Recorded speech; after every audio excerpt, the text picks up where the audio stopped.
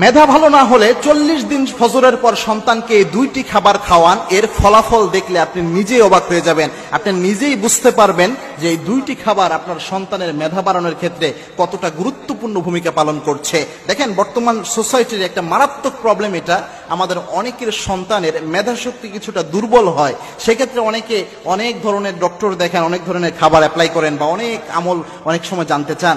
সেক্ষেত্রে দুইটি হাদিসের আলোকে যদি আমরা একটা সমাধানে নিয়ে আসি, এই আমলটা অনেক বেশি কার্যকর এবং আমার পরীক্ষিত বেশ অনেকের উপকার হয়েছে আমলটি করার কারণে। 40 দিন যদি দুইটি খাবার আপনার সন্তানকে আপনি খাওয়াতে পারেন, আল্লাহ রাব্বুল আলামিন এই শেফা ইনশাআল্লাহ দান করবেন। তার মধ্যে 1 নাম্বার হচ্ছে মধু নিতে হবে আপনার। মধু কিন্তু অন্যান্য খাবারের মতো খাবার নয়, মধুর যে বিশেষত্ব রয়েছে এটা রাসূলুল্লাহ সাল্লাল্লাহু আলাইহি ওয়াসাল্লামের হাদিসে জানিয়েছেন এবং কি আল্লাহর হাবিব সাল্লাল্লাহু আলাইহি ওয়াসাল্লাম জানিয়েছেন, আলাইকুম বিশিফাইন, দুইটা জিনিসের মধ্যে আল্লাহ রাব্বুল আলামিন তোমাদের জন্য শেফা রেখেছেন।